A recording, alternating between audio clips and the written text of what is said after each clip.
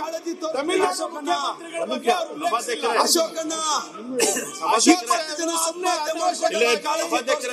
ಸಚಿವರು ಮಾತಾಡ್ತಾ ಇದ್ದಾರೆ, ದಯವಿಟ್ಟು ಕುಂದರಿ. ಇದೇ ಕಾಳಜಿ ಹಾಕೊಂಡಿರೋದು ಸೇರಿ ಅವ್ರಿಗೇನು ಕನಸಲ್ಲಿ ಬಂದಿತ್ತ ಅಂತ ಕೇಳಿದೆ ಅಷ್ಟೇ. ನಾನು ಲಾಯಕ್ ನಾಲಾಯಕ್ ಬಗ್ಗೆ ನಾನು ಮಾತಾಡ ಸರಿ ಕನಸಲ್ಲಿ ಬಂದಿತ್ತ ಅಂತ ಕೇಳಿದೆ. ಮಾನ್ಯ ಅಧ್ಯಕ್ಷೆ ಪ್ರಾಮಾಣಿಕವಾಗಿ ಅವ್ರಿಗೆ ನ್ಯಾಯ ಒದಗಿಸಬೇಕು ಅಂತ ಇದ್ದ, ರಾಜಕೀಯ ಮಾಡಬೇಕು ಅಂತ ಇದ್ದ. ನಿನ್ ಭಾಷಣದ ಮುಖಾಂತರ ನೀವು ಕೊಲೆ ಮಾಡಬೇಕಂತ ಅವ್ರ ಕುಟುಂಬಕ್ಕೆ ನ್ಯಾಯ ಕೊಡಿಸಿ ಬದುಕಿಸಿ, ಆಯ್ತು ಅವ್ರಿಗೆ ಬದುಕಿಸಿ ನ್ಯಾಯ ಕೊಡಿಸಿದ್ರೆ ಅವರಿಗೆ ಆಯ್ತು. ಮಾನ್ಯ ಅಧ್ಯಕ್ಷೆ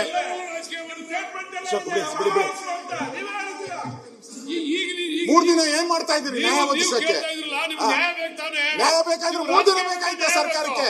3 ದಿನ ತೀರ್ಮಾನ ಕೊಡ್ಬೇಕಾಯ್ತು. 3 ದಿನದೊಳಗಡೆ ಏನ್ ಕೊಟ್ಟಿದ್ದಾರೆ ತೀರ್ಮಾನ? ಮಾನ್ಯ ಅಧ್ಯಕ್ಷೆ, ಮೊನ್ನೆ ಏನು ಚಾಮರಾಜನಗರದಲ್ಲಿ ಎನ್ಕೌಂಟರ್ ಅನೂರ್ನಲ್ಲಿ ನಡೆದಿದೆ, ಅದಕ್ಕೆ ಮಾನ್ಯ ಅರಣ್ಯ ಸಚಿವರು ಒಂದು ಸುದೀರ್ಘವಾದಂತ ಹೇಳಿಕೆ, ಚರ್ಚೆನ ಅಥವಾ ಕ್ಲಾರಿಫಿಕೇಶನ್ ಅಲ್ಲ, ಈಗ ಕ್ಲಾರಿಫಿಕೇಶನ್ ಅವ್ರು ಕೇಳಿದ ಕ್ಲಾರಿಫಿಕೇಶನ್ ಉತ್ತರ ಕೊಡ್ತಾರೆ ಸರ್ಕಾರ. ಚರ್ಚೆ ಅಂದ್ರೆ ಎಲ್ರಿಗೂ ಅವಕಾಶ ಕೊಡ್ಬೇಕು, ಈ ಕಡೆ ಅವ್ರಿಗೂ ಅವಕಾಶ ಕೊಡ್ಬೇಕು, ಆ ಕಡೆ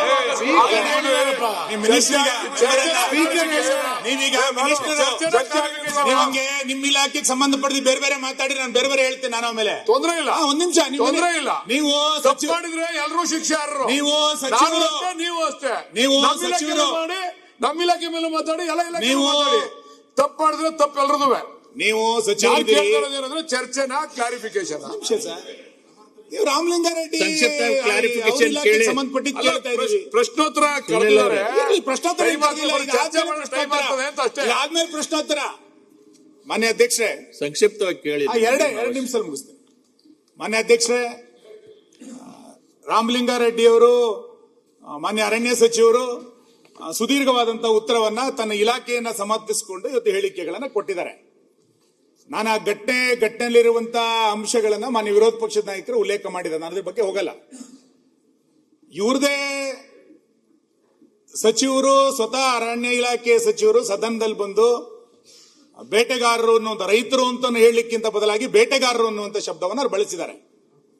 ಆ ಭಾಗದ ರೈತರನ್ನ ಬೇಟೆಗಾರರು ಅನ್ನುವಂಥ ಶಬ್ದವನ್ನ ಬಳಸಿ ಅರಣ್ಯ ಇಲಾಖೆಯವರ ರಕ್ಷಣೆಗೋಸ್ಕರ ಗುಂಡು ಹಾರಿಸಿದೀವಿ ಎನ್ನುವಂತ ಮಾತನ್ನ ಅವ್ರು ಹೇಳಿ ಅದನ್ನ ಸಮರ್ಥಿಸಿಕೊಂಡ್ರು. ಇದೇ ಸರ್ಕಾರದ ಸಚಿವ ಸಂಪುಟದಲ್ಲಿ ಕೆಲಸ ಮಾಡ್ತಾ ಇರುವಂತ, ಚಾಮರಾಜನಗರವನ್ನ ಪ್ರತಿನಿಧಿಸ್ತಾ ಇರುವಂತ ಒಬ್ಬ ಸಚಿವರು ಒಂದು ಹೇಳಿಕೆಯನ್ನು ಕೊಟ್ಟಿದ್ದಾರೆ. ನಾನು ಹೇಳಿಕೆಯನ್ನು ಓದ್ತೀನಿ ಅಷ್ಟೇ. ಅವ್ರು ಏನು ಹೇಳಿಕೆ ಕೊಟ್ಟಿದ್ದಾರೆ ಅಂತ ಕೇಳಿದ್ರೆ, ಬೇಟೆಯಾಡಿ ವಾಪಸ್ ಬರುವಾಗ ಗುಂಡು ಹೊಡೆದರು ಎಂದು ಅರಣ್ಯ ಇಲಾಖೆಯವರು ಹೇಳುತ್ತಿದ್ದಾರೆ. ಇದನ್ನು ನಂಬುವ ಸ್ಥಿತಿಯಲ್ಲಿ ನಾನು ಇಲ್ಲ. ಎನ್ಕೌಂಟರ್ ನಂತರ ಯಾರಿಗೂ ಮಾಹಿತಿ ನೀಡದೆ ಶವಗಳನ್ನು ಏಕೆ ಮೈಸೂರಿಗೆ ಸ್ಥಳಾಂತರಿಸಿದರು? ಪ್ರಕರಣವನ್ನು ನ್ಯಾಯಾಂಗ ತನಿಖೆಗೆ ಒಳಪಡಿಸಿ ಸತ್ಯಾಸತ್ಯತೆ ಹೊರತರಲಾಗುವುದು ಅಂತೇಳಿ ಸಚಿವ ಪುಟ್ಟರಂಗ ಶೆಟ್ಟಿ ಅವರು ಹೇಳಿಕೆ ಕೊಡ್ತಾರೆ.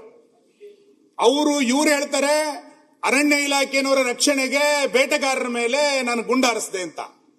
ಆ ಜಿಲ್ಲೆಯ ಸಚಿವರು ಹೇಳ್ತಾರೆ ಅರಣ್ಯ ಇಲಾಖೆಯವರ ಹೇಳಿಕೆಯನ್ನು ನಾನು ನಂಬಲಿಕ್ಕೆ ಸಾಧ್ಯ ಇಲ್ಲ ಅಂತ. ಅಲ್ಲಿಯ ಸಂಸದರು ಹೇಳಿಕೆ ಕೊಡ್ತಾರೆ. ಒಂದು ನಿಮಿಷ, ಅಲ್ಲಿಯ ಸಂಸದರು ಹೇಳಿಕೆ ಕೊಡ್ತಾರೆ, ಅರಣ್ಯ ಅಧಿಕಾರಿಗಳು ನೀಡಿದ ಮಾಹಿತಿಯನ್ನಷ್ಟೇ ನಂಬಲು ಸಾಧ್ಯವಿಲ್ಲ. ಚಿಕಿತ್ಸೆ ಪಡೆಯುತ್ತಿರುವ ಗಾಯಾಳನಿಂದ ಇನ್ನೊಂದು ಆಯಾಮದ ಬಗ್ಗೆಯೂ ತಿಳಿಯುತ್ತೇನೆ. ಎನ್ಕೌಂಟರ್ ಆದ ಮೇಲೆ ಮೈಸೂರಿಗೆ ಏಕೆ ಶವಗಳನ್ನು ತಂದರು ಅಂತೇಳಿ ಅಲ್ಲಿಯ ಸಂಸದ ಸುನಿಲ್ ಬೋಸ್ ಅವರು ಹೇಳಿಕೆಯನ್ನು ಕೊಡ್ತಾರೆ. ಇವ್ರದೇ ಸಚಿವರ ಹೇಳಿಕೆಗಳು ಒಬ್ರೊಬ್ರಿಗೆ ಒಂದೊಂದು ಸಾಮ್ಯತೆ ಕಂಡು ಬರ್ತಾ ಇಲ್ಲ. ಅವರೊಂದು ಹೇಳಿಕೆ ಕೊಡ್ತಾರೆ, ಇವರೊಂದು ಹೇಳಿಕೆ ಕೊಡ್ತಾ ಇದ್ದಾರೆ. ಹಾಗಾಗಿ ಸಾರ್ವಜನಿಕವಾಗಿ ನಮಗೆ ಅನುಮಾನ ಇರೋದು, ನಿಮ್ಮ ರಾಜಕೀಯದ ಮೇಲಾಟಕ್ಕೋಸ್ಕರ ಇದನ್ನ ಬೇರೆ ಕಡೆಗೆ ಸೆಳಿಬೇಕು ಅಂತೇಳಿ ಸರ್ಕಾರ ರೈತರ ಮೇಲೆ ಗುಂಡನ್ನ ಹಾರಿಸ್ತಾ ಇದೆ, ಎನ್ಕೌಂಟರ್ ಮಾಡ್ತಾ ಇದ್ದೀರಿ. ನಿಮ್ಮ ಸಚಿವ ಸಂಪುಟದಲ್ಲೇ ಒಬ್ರು ಹೇಳಿಕೆಗೆ ತಾಳೆ ಇಲ್ಲ. ಇಲ್ಲಿ ಅಲ್ಲಿಯ ಜಿಲ್ಲಾ ಉಸ್ತುವಾರಿ ಸಚಿವರು ಒಂದು ಹೇಳ್ತಾರೆ, ಅರಣ್ಯ ಇಲಾಖೆಯ ಸಚಿವರು ಹೇಳ್ತಾರೆ. ಯಾವ್ದನ್ನ ನಂಬೇಕು ನಾವು? ಹಂಗಾರೆ MP ಅವರೊಂದೇನು ಹೇಳ್ತಾರೆ, ಯಾವ್ದನ್ನ ನಂಬೇಕು? ಈ ಹಿನ್ನೆಲೆಯಲ್ಲಿ ಮಾನ್ಯ ಅಧ್ಯಕ್ಷರೇ, ನಾನು ಬಹಳ ಬಲವಾಗಿ ಒತ್ತಾಯ ಮಾಡ್ತೇನೆ, ಇದರ ಹಿಂದೆ ಏನೋ ಒಂದು ದೊಡ್ಡವಾದಂತ ಒಂದು ಪಿತೂರಿ ಇದೆ.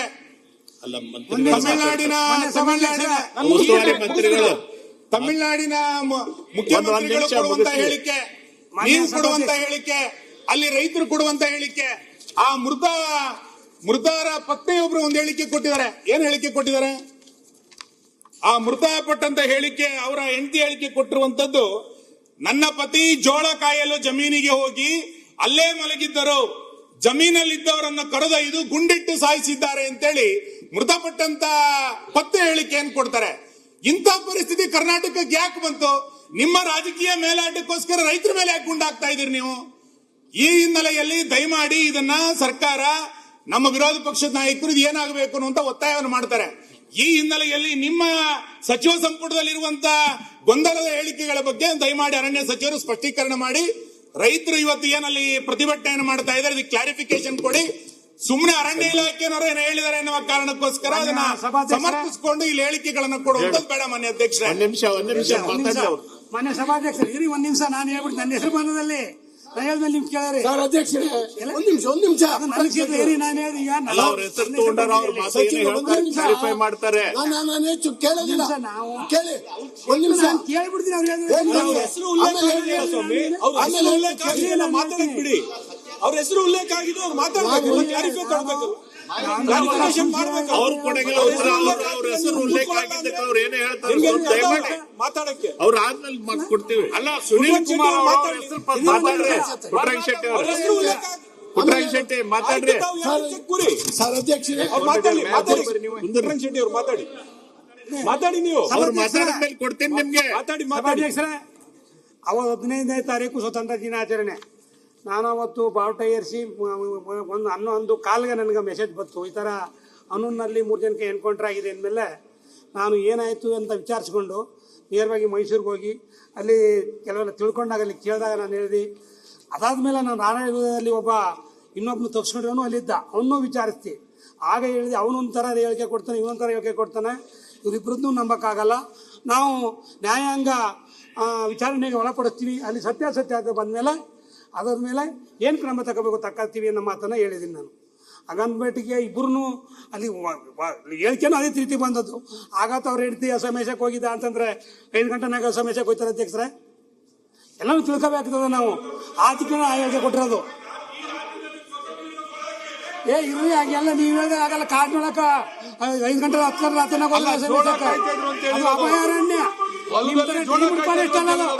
ಅದು ಅಭಯಾರಣ್ಯ ರೀ.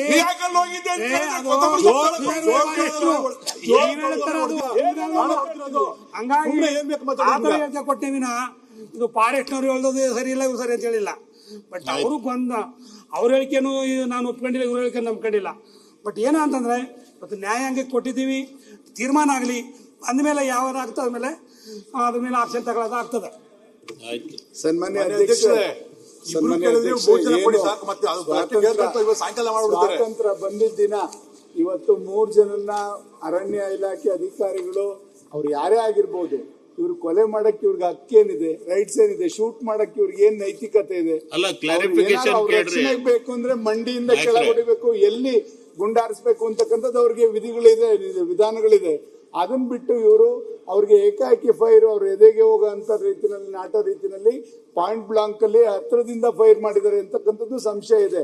ಆಮೇಲೆ 4ನೇ ವ್ಯಕ್ತಿ ಯಾರವನು ಮಹಿಮಾ ದಾಸ್ ಅಂತಕ್ಕಂಥವನು ಹಾಸ್ಪಿಟಲ್ ಇದ್ದವನು ಎಲ್ಲಿಗೆ ಹೋದ ಅಂತಕ್ಕಂಥದ್ದು ಒಂದು ನಮ್ಗೆಲ್ಲರಿಗೂ ಕೂಡ ಅನುಮಾನ ಇದೆ.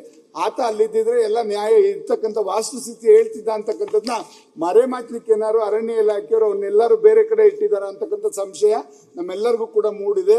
ಖಂಡಿತ ಈ ರೀತಿ ಜನಗಳ ಮೇಲೆ ಯಾವುದೇ ಒಬ್ಬ ವ್ಯಕ್ತಿ ಆಗ್ಬೋದು, ಅವನು ಕ್ರಿಮಿನಲ್ಲೇ ಆಗಿರ್ಲಿ, ಕೊಲೆಗಾರನೇ ಆಗಿರ್ಲಿ, ಅವನ್ನ ದಂಡಿಸ್ತಕ್ಕಂಥದಕ್ಕೆ ಕಾನೂನು ರೀತಿ ನ್ಯಾಯಾಲಯ ಇದೆ.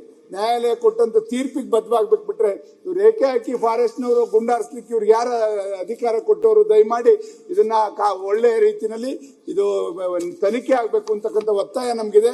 ಅಲ್ಲಿ ಪರಿಹಾರನೂ ಕೂಡ ಇವ್ರೇನ್ ಕೊಟ್ಟಿದ್ದಾರೆ ಸರ್ಕಾರ, 5 ಲಕ್ಷ ರೂಪಾಯಿ ಒಬ್ಬೊಬ್ಬರ ಜೀವಕ್ಕೆ 5 ಲಕ್ಷ ಬೆಲೆ ಕಟ್ತಿರಲ್ಲ ಬಾಲವ್ರೆ, ಅದನ್ನ ಅದು ಗೊತ್ತಾಗಲ್ವಾ? ಒಂದು ಜೀವಕ್ಕೆ ಅವ್ರು ನಂಬ್ಕೊಂಡು ಎಷ್ಟು ಜನ ಇರ್ತಾರೆ ಎಲ್ಲದೂ ಕೂಡ. ಈ ತರ ಆದಂತ ಘಟನೆಗೆ ಯಾವ ರೀತಿ ಅವ್ರ ಕುಟುಂಬಕ್ಕೆ ರಕ್ಷಣೆಗೆ ನಿಂತ್ಕೋಬೇಕು ಅದೆಲ್ಲದನ್ನು ಕೂಡ ತನಿಖೆ ಆಗಿ ಅವ್ರಿಗೆಲ್ಲರಿಗೂ ಕೂಡ ರಕ್ಷಣೆ ಕೊಡ್ಬೇಕು ಆ ಕುಟುಂಬಕ್ಕೆ ಅಂತ ಒತ್ತಾಯನ ಸರ್ಕಾರನ ಮಾಡ್ಲಿಕ್ಕೆ ಬಯಸ್ತೇನೆ. ಮಾನ್ಯ ಅಧ್ಯಕ್ಷರೇ, ಈಗಾಗಲೇ ಮಾನ್ಯ ಸಚಿವರು ಸ್ಟೇಟ್ಮೆಂಟ್ ಮಾಡೋದು, ದೇಶ ಸ್ವಾತಂತ್ರ್ಯೋತ್ಸವ ಆಚರಿಸುವಾಗ 3 ಜನರ ಕಗ್ಗೊಲೆ ಸರ್ಕಾರದ ಅಧಿಕಾರಿಗಳ ಕಡೆಯಿಂದ ಆಗಿದೆ, ಸರ್ಕಾರದ ನೌಕರರ ಕಡೆಯಿಂದ ಆಗಿದೆ. ಇದು ನಿಜವಾಗ್ಲೂ ಕೂಡ ಕರ್ನಾಟಕ ರಾಜ್ಯ ಸರ್ಕಾರ ತಲೆ ತಗ್ಗಿಸುವಂತ ಕೆಲಸ. ನಾನು ಪಶ್ಚಿಮ ಘಟ್ಟದ ಅಭಯಾರಣ್ಯದ ನಡುವಿನ ಊರಿನಿಂದ ಬಂದವನು. ನಾನು ಇವತ್ತು ಇದಕ್ಕೆ ಅನುಮತಿ ಕೊಟ್ರೆ ಈ ಮೆಸೇಜ್ಗಳು ನಮ್ಮ ಅರಣ್ಯ ಇಲಾಖೆಯ ನೌಕರರಿಗೆ ಹೋದ್ರೆ ನಮ್ಮನ್ನು ಉಳಿಸೋದಿಲ್ಲ ಅವರು. ನಮ್ಮ ಊರುಗಳೇ ಅಭಯಾರಣ್ಯದ ಒಳಗಡೆ ಇದೆ, ಹುಲಿ ಕಾರಿಡಾರ್ ಇದೆ, ಆನೆ ಕಾರಿಡಾರ್ ಇದೆ, ಎಲ್ಲ ಕಾರಿಡಾರ್ಗಳು ಅಲ್ಲಿದ್ದಾವೆ. ಇವರು ನಮ್ಮ ಊರುಗಳಲ್ಲೇ ಮಾಡಿದ್ದಾರೆ ಅಧ್ಯಕ್ಷರೇ. CCTVಗಳನ್ನು ಹಾಕಿದ್ದಾರೆ. ಯಾರಾದ್ರೂ ಗನ್ನು ಹೊತ್ಕೊಂಡು ಕಾಡೊಳಗೆ ಹೋದ್ರೆ ಮಾರನೇ ದಿವಸ ಅವನ ಮನೆಗೆ ಹೋಗಿ ಹಿಡ್ಕೊಂಡು ಬರ್ತಾರೆ. ನಮ್ಮಲ್ಲಿ ನಡೀತಾ ಇರುವಂತ ರೀತಿ ಇದು. ಇಲ್ಲಿ ಯಾಕೆ ಹೀಗಾಯ್ತು? CCTVಗಳು ಅಲ್ಲಲ್ಲಿದ್ದಾವೆ. ಕಾಡಿಗೆ ಪ್ರವೇಶ ಮಾಡಲಿಕ್ಕೆ ನಿರ್ಬಂಧ ಹಾಕಿ ನೀವು, ಅದೇನು ತೊಂದರೆ ಇಲ್ಲ. ಆದರೆ ಕಾಡು ಒಳಗಡೆನೆ ಇರುವಂತ ಊರಿನವರು ಜಾನುವಾರುಗಳನ್ನು ಮೇಯಿಸ್ಲಿಕ್ಕೆ ಹೋಗ್ಬೇಕಾಗ್ತದೆ. ಒಂದು ಊರಿಂದ ಇನ್ನೊಂದು ಊರಿಗೆ ರಸ್ತೆನಲ್ಲಿ ಹೋಗ್ಬೇಕಾಗತ್ತೆ. ನೀವು ಹಿಂಗೆ ಗುಂಡಿಟ್ಟು ಸುಟ್ರೆ ಎಷ್ಟು ಜನ ಸಾಯಿಸ್ತೀರಿ ನೀವು? ಏನು ಮೆಸೇಜ್ ಕೊಡ್ತೀರಿ? ಅದೇನು ಪಾಕಿಸ್ತಾನದ ನೆಲವಾದು ಕಾಡು? ನಮ್ಮ ದೇಶದ್ದೇ, ಅಲ್ಲಿ ಇರುವ ಜನ ನಮ್ದವರೇ.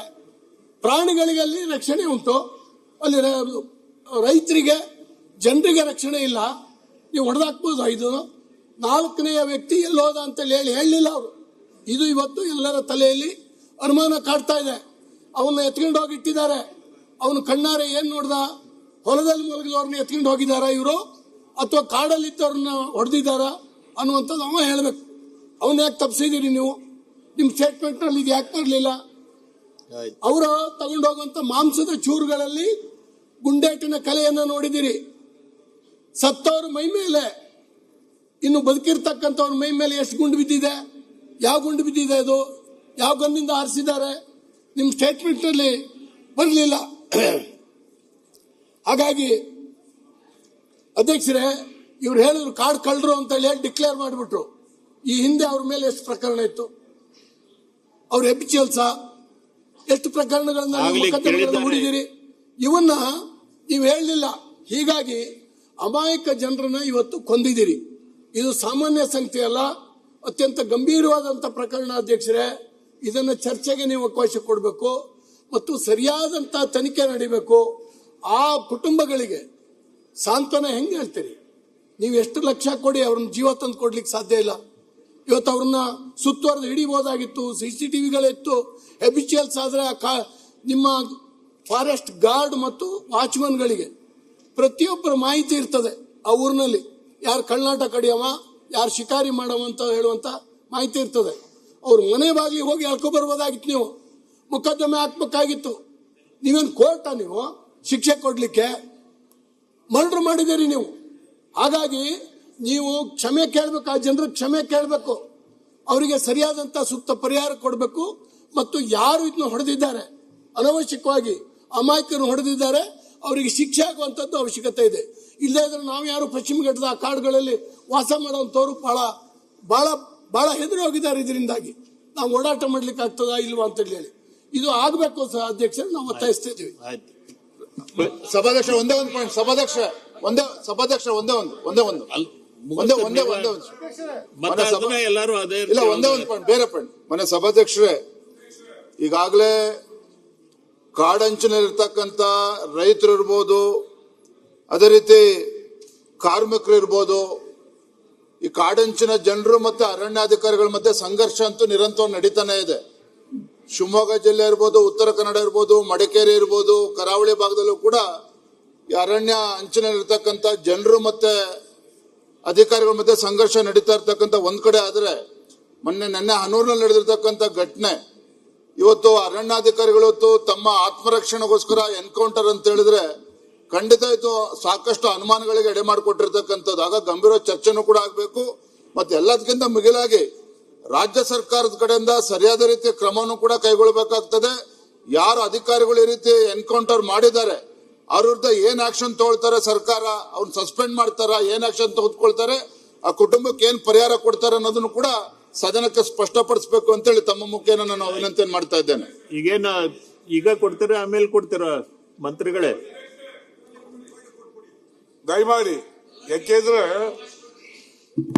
ಇವತ್ತು ಇದೊಂದು ಒಳ್ಳೆ ಮೆಸೇಜ್ ತಮಗೆ ನಾನು ಅಭಿನಂದಿಸ್ತೇನೆ. ಕಾರಣ ಏನಂದ್ರೆ ಇದು ಚರ್ಚೆ ಆಗ್ಬೇಕಾಗಿತ್ತು, ಅವಕಾಶ ಕೊಟ್ಟಿದ್ದಾರ, ಚರ್ಚೆ ಆಗಿದೆ.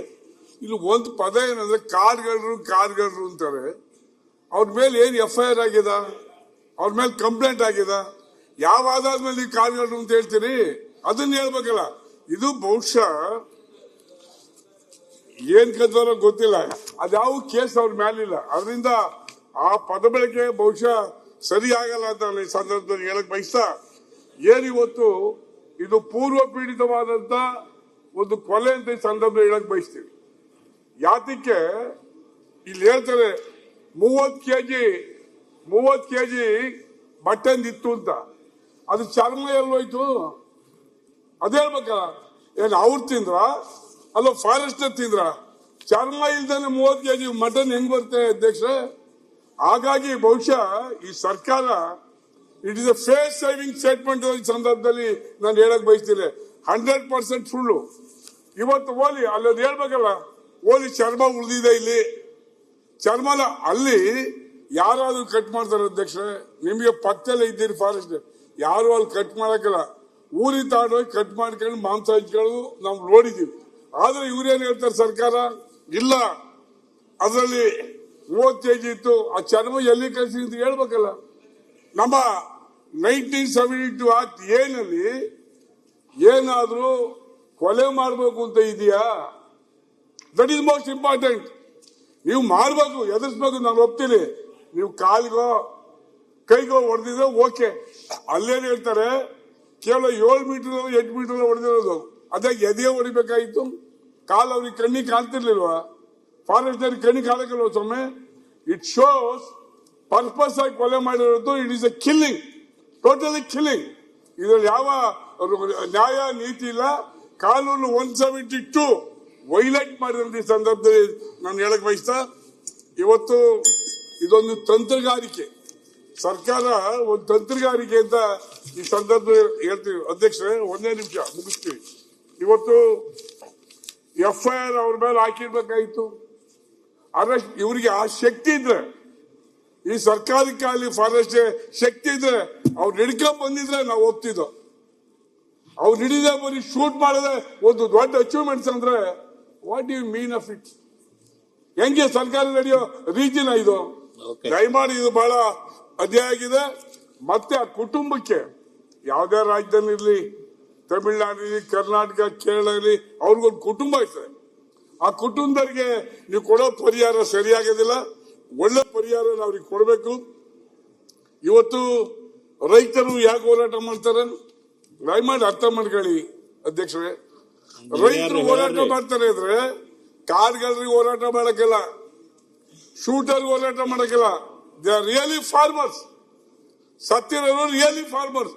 ಅವ್ರನ್ನ ಕೊಲೆ ಮಾಡೋದಕ್ಕೋಸ್ಕರ ರೈತ ಸಂಘಟನೆ ಇವತ್ತು ಹೋರಾಟಕ್ಕೆ ಹಾಕಿದೆ. ನಾನು ಹೇಳ್ತೀನಿ, ಸರ್ಕಾರ ಇವತ್ತೇನೋ ಒಂದು ಮಾಡಿದ್ದಾರೆ ನಮ್ಮ ಪುಟ್ಟರಂಗ ಶೆಟ್ಟರು ಜುಡಿಷಿಯರಿ. ಈಗ ಅಲ್ಲಿನವರೆಗೆ ಆ ಅಧಿಕಾರಿ ಮೇಲೆ ಏನ್ ಕ್ರಮ ತಗೋತೀರಿ? ಶೂಟ್ ಔಟ್ ಮಾಡಿದ್ರೆ ಏನ್ ಕ್ರಮ ತಗೋತೀರಿ? ಅದನ್ನ ಹೇಳ್ಬೇಕಲ್ಲ ಸದನ್ಗೆ. ಸದನ್ಗೆ ಹೇಳಿದ್ರೆ ಹೆಂಗಾಗ್ತದೆ? ಬರೀ ಸ್ಟೇಟ್ಮೆಂಟ್ ವರ್ಕೌಟ್ ಆಗೋದಿಲ್ಲ. ನಾವ್ ಇಷ್ಟೆಲ್ಲ ಕೂಗಾಡಿ ಗಲಾಟೆ ಮಾಡೋ ಉದ್ದೇಶ ಆ ಕುಟುಂಬಕ್ಕೆ ನ್ಯಾಯ ಸಿಗಲಿ. ಆ ಕುಟುಂಬಕ್ಕೆ ನ್ಯಾಯ ಸಿಗಲಿ ಅನ್ನೋದು ನಮ್ಮೆಲ್ಲರ ಅನಿಸಿಕೆ. ಇಲ್ಲೇನು ರಾಜಕಾರಣ ಮಾಡೋದಿಲ್ಲ. ರಾಜಕಾರಣ ಮಾಡೋಕ್ಕೇನು ಕೊಲೆ ಮಾಡ್ಬೇಕಾ? ಅದು ನಮ್ ಕ್ಷೇತ್ರವಾ?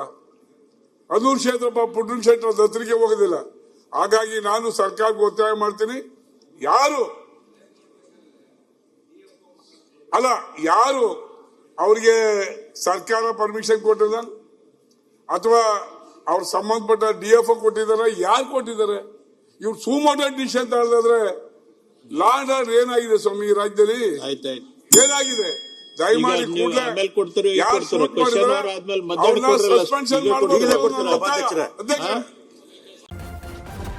ನ್ಯೂಸ್ ಫಸ್ಟ್ ನಿರ್ಭೀತಿಯಿಂದ ನಿಮ್ಮ ಪರವಾಗಿ.